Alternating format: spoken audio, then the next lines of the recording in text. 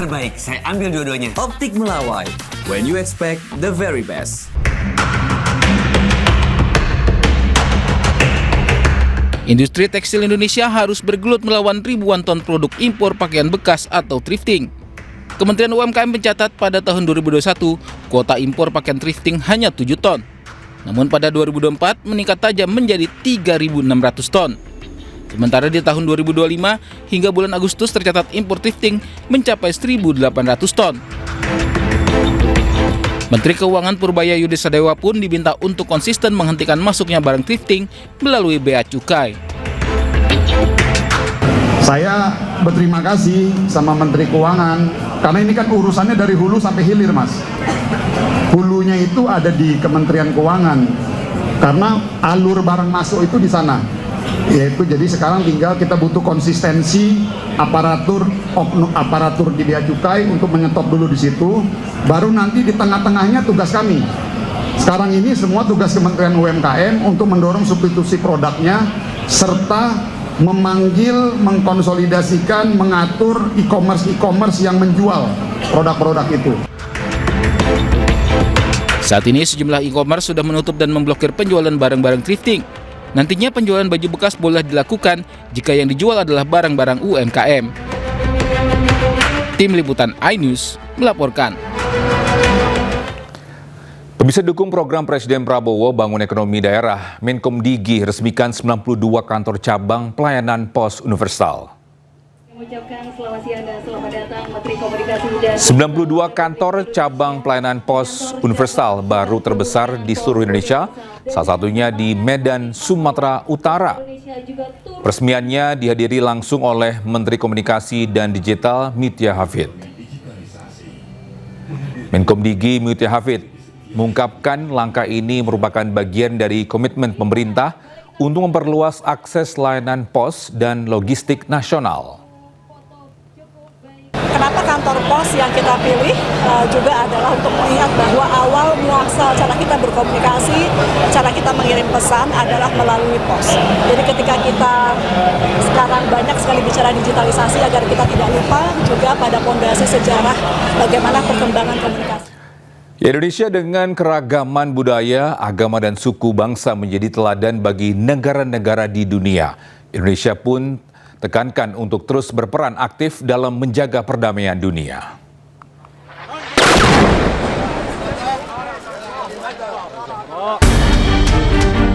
Meski proses perdamaian di Gaza masih berlangsung, namun kondisi dunia tetap memanas. Di Lebanon, serangan udara Israel kembali menghantam distrik Tirus. Setidaknya 1 orang tewas dan 8 lainnya terluka dalam serangan ini. Kondisi dunia yang masih belum kondusif menjadi sorotan dalam Forum Perdamaian Dunia ke-9. Wakil Presiden RI ke-10 dan 12 Yusuf Kala yang menjadi pembicara dalam acara ini tekankan tidak ada satu negara pun yang mau jadi korban perang. Inti daripada kehidupan kita itu damai. Dan itulah maka dengan bicara memberikan spirit kita semua untuk bagaimana membuat kedamaian dunia ini. Ya tentu kita berusaha, Presiden kan juga berusaha untuk itu di PBB. Acara ini dihadiri oleh 60 tokoh dari 124 negara. Bhinneka Tunggal Ika pun menjadi salah satu perhatian negara-negara yang hadir. Semboyan ini menjadi modal nyata bagi dunia dalam menjaga harmoni di tengah keberagaman. Indonesia itu harmoni. Kita contoh Unity in Diversity. Jadi Bhinneka Tunggal Ika itu jualan kita banget.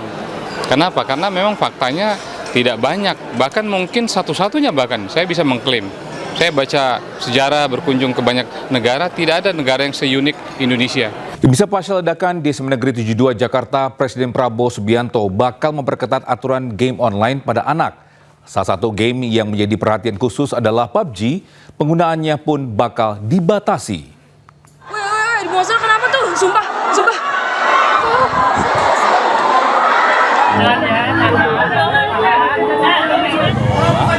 Buka jalan. Mana aja. Ledakan di SMA N72 membuka mata akan bahaya dunia digital.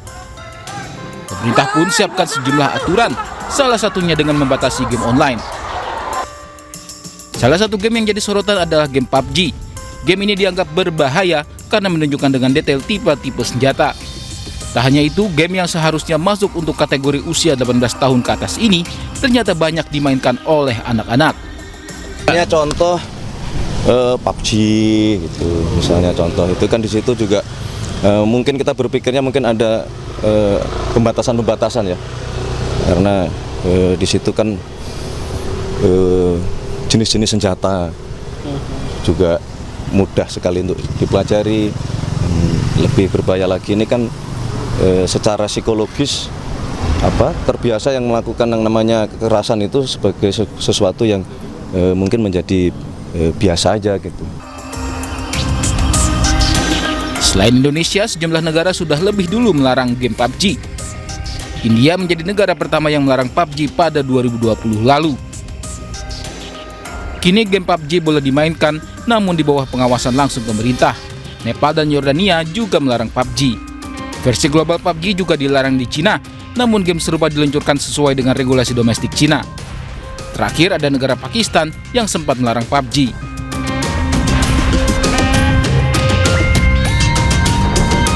Sementara itu, pengawasan game online di Indonesia diperketat dengan adanya Indonesia Game Rating System.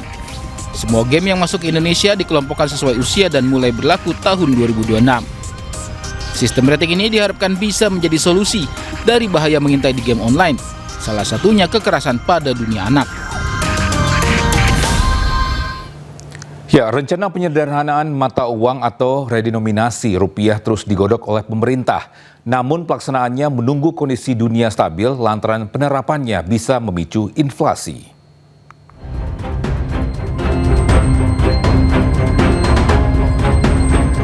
Guna menggenjot ekonomi nasional, pemerintah berencana menyederhanakan mata uang rupiah.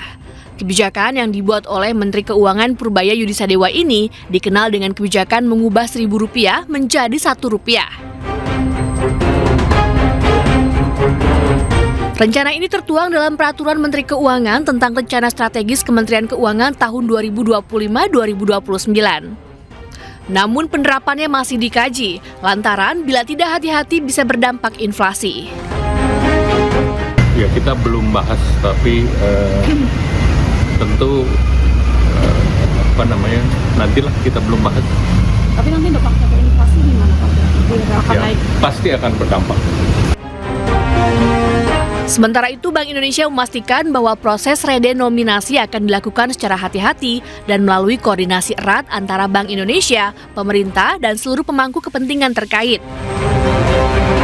Saat ini RUU redenominasi telah masuk dalam program legislasi nasional Prolegnas jangka menengah tahun 2025-2029 sebagai RUU inisiatif pemerintah atas usulan Bank Indonesia. Selanjutnya, Bank Indonesia bersama pemerintah dan DPR akan terus melakukan pembahasan mengenai proses redenominasi. Implementasi redenominasi tetap mempertimbangkan waktu yang tepat dengan memperhatikan stabilitas politik, stabilitas ekonomi, sosial, serta kesiapan teknis termasuk hukum, logistik, dan teknologi informasi. Redenominasi adalah pemangkasan atau penyederhanaan nilai mata uang tanpa memengaruhi nilai tukarnya, yang dilakukan saat kondisi ekonomi sedang stabil atau sehat.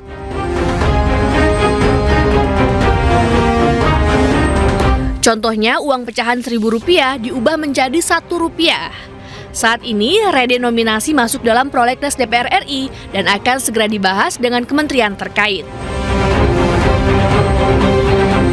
Tim Liputan iNews melaporkan.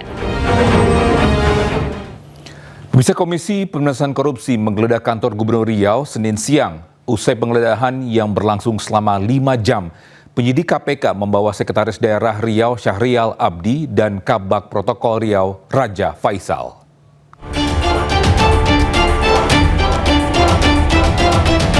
KPK mengembangkan korupsi yang menjerat Gubernur Riau nonaktif Abdul Wahid. Kali ini penyidik KPK menggeledah kantor Gubernur Riau di Jalan Sudirman, Pekanbaru. Penggeledahan ini untuk mencari dokumen atau bukti terkait kasus yang menjerat Abdul Wahid dan Kadis PUPR PKPP Riau M. Arif Setiawan. Penyidik KPK juga menggeledah dan memeriksa 2 mobil dinas yang digunakan pelaksana tugas Gubernur Riau, SF Haryanto, dan Sekretaris Daerah Riau Syahrial Abdi.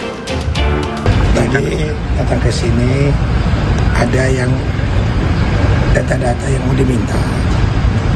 Ya, bagaimanapun kita selaku tuan rumah, rekan-rekan dari KPK menyampaikan belum masuk lah, ya wajar sih.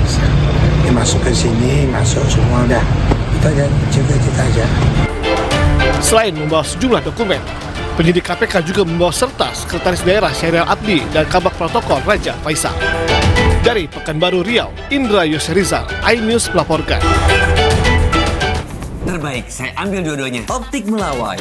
When you expect the very best.